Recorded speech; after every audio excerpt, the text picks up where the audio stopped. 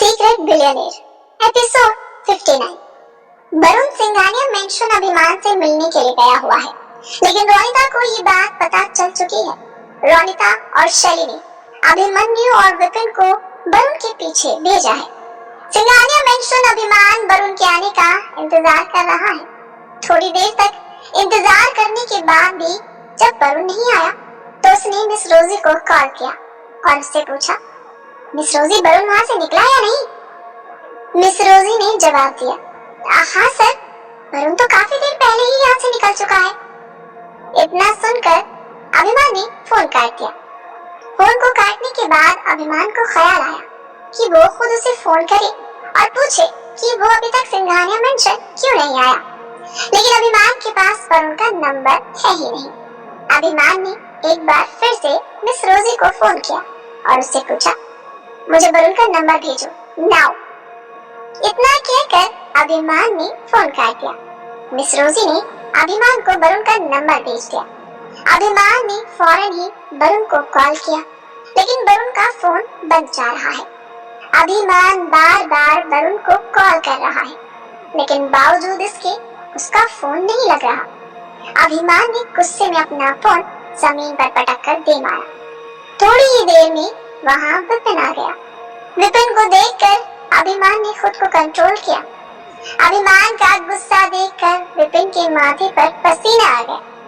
फिर भी उसने हिम्मत करके अभिमान से पूछा, क्या हुआ अभिमान, तुम इतने गुस्से में क्यों हो?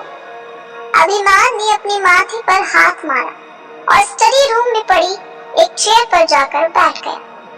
विपिन उसके पास गया। विपिन ने उससे एक बार फिर से पूछा, क्या हुआ है अभिमान, दादाजी तो ठीक है ना? अभिमान ने चुप्पी तोड़ते हुए विपिन से कहा, जो कुछ मेरे और मेरी कंपनी के साथ हो रहा है सब कुछ तो तुम जानते हो, फिर भी मुझसे पूछ रहे हो। विपिन ने जवाब दिया, हाँ, लेकिन अब क्या हुआ जिसकी वजह से तुम इतने गुस्से में हो? अभिमान ने जवाब दिया, कुछ नहीं यार, वरुण से आज मुलाकात करनी थी, उससे पूछना था उसने हमारी कंपनी के अकाउंट से 50 लाख रुपए किसे और क्यों भेजे थे, और सट्टेबाजी के मामले में उसे कुछ पता है या नहीं? विपिन ने पूछा, तो फिर वो आया मिलने? विपिन ने आंखें चुराते हुए कहा था, जिसके जवाब पर अभिमान ने कहा, नहीं यार, वही तो परेशानी की बात है, ना तो वो मिलने आया ना ही उसका फोन लग रहा है। मेरी ही गलती है, वो ऑफिस आया था लेकिन मैंने उसे घर पर मिलने के लिए बुला लिया और वो ऑफिस से निकलने के बाद घर पहुंचा ही नहीं, अभी तक नहीं आया। अभिमान की बातें सुनकर विपिन को सुकून मिला और उसने फौरन ही अभिमन्यु को मैसेज करके वरुण के बारे में बता दिया। अभिमान ने विपिन से कहा, तुम यहाँ कैसे आए? विपिन ने फौरन ही अपना फोन साइड कर लिया और कहा, वो एक्चुअली मैं तुमसे मिलने के लिए ऑफिस गया था, लेकिन वहाँ पता चला कि तुम यहाँ हो तो तुमसे मिलने यहाँ चला आया। अभिमान ने आगे पूछा, क्यों, क्या हुआ, कोई खास बात?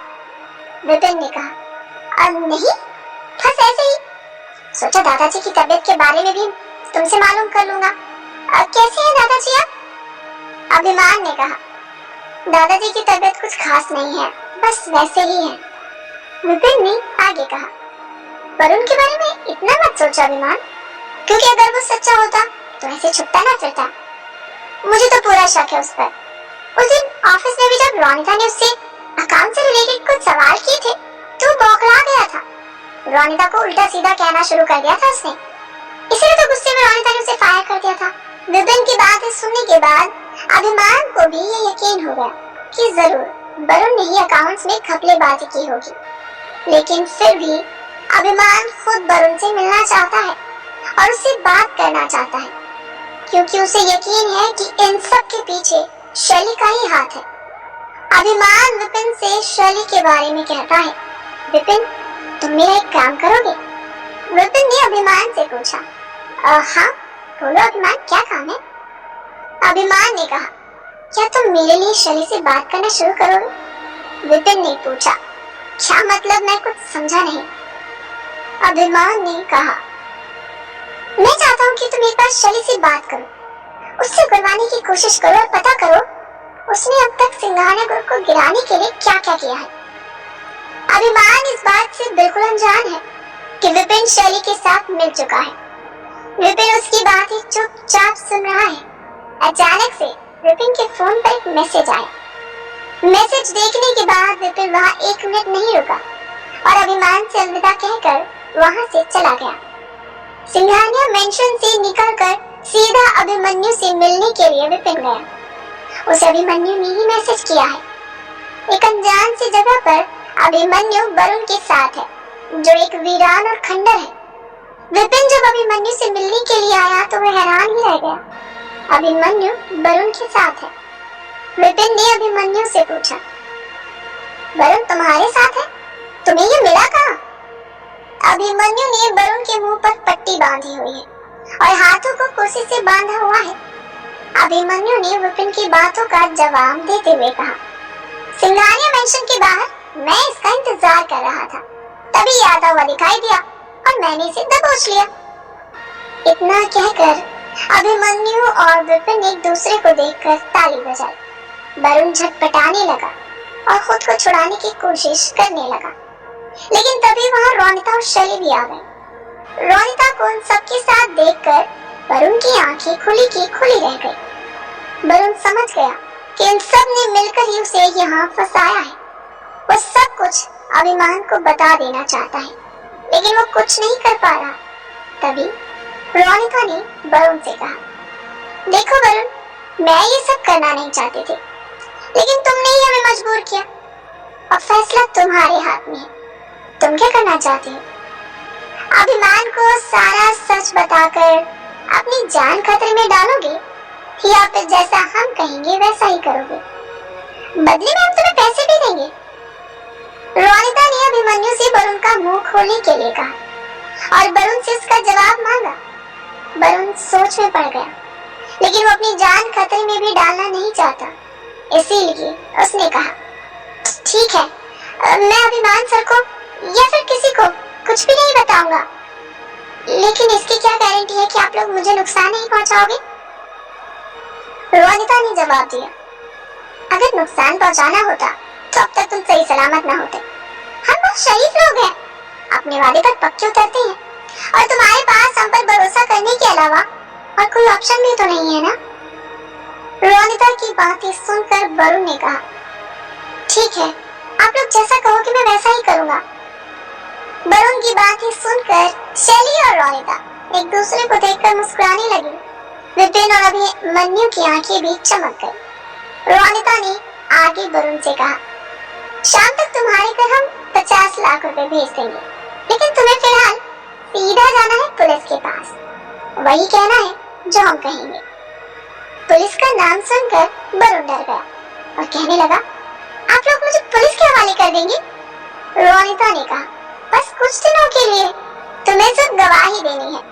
वो कुछ दिन रात तुमसे पूछताछ करेंगे, फिर छोड़ देंगे या फिर हम छुड़वा देंगे।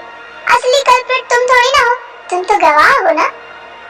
रोनिता की बातें मानने के अलावा वरुण के पास और कोई रास्ता नहीं है, इसीलिए उसने उसकी बात मान ली और जैसा उसने कहा वैसा ही करते हुए वो वहाँ से सीधा पुलिस के पास गया। शैली ने रोनिता से पूछा, अब आगे क्या करना है? रोनिता ने कहा, हमें अब आगे कुछ करने की जरूरत नहीं है, क्योंकि अब जो कुछ करेगा ये वरुण करेगा। तुम देखते जाओ वरुण को मुहारा बनाकर मैं अभिमान को कैसे जमीन पर पटकती हूँ। अभिमान दादाजी के साथ हॉल में बैठा चाय पी रहा है और कुछ सोच रहा है। अभिमान के दिमाग में बार बार वरुण का ही ख्याल आ रहा है। उसने वरुण को बहुत बार कॉल करने की कोशिश की, लेकिन उसका फोन अभी तक भी बंद ही जा रहा है। अभिमान दादाजी से सच को छुपा रहा है, क्योंकि वो नहीं चाहता कि ये सच जानकर उनकी सेहत और ज्यादा खराब हो जाए। इसीलिए वो दादाजी के सामने मुस्कुराने की एक्टिंग कर रहा है, मानो जैसे कुछ हुआ ही ना हो। तभी उसे मिस रोजी ने कॉल किया। अभिमान ने फोन उठाया और कहा, hello, yes miss Rosie. What? Miss Rosie ने अभिमान से ऐसा कुछ कहा जिसे सुनकर अभिमान के पैरों तले जमीन ही खिसक गई। अभिमान को चिल्लाता हुआ देखकर दादाजी को भी परेशानी होने लगी। उन्होंने अभिमान से उसकी परेशानी के बारे में पूछा, लेकिन अभिमान खामोश ही रहा। आखिर मिस रोजी ने अभिमान से ऐसा क्या कहा जिसकी वजह से अभिमान के होश उड़ गए, और क्या वरुण पुलिस के पास जाएगा? रोनिता ने वरुण के जरिए अभिमान को गिराने के लिए कौन सा नया प्लान बनाया है?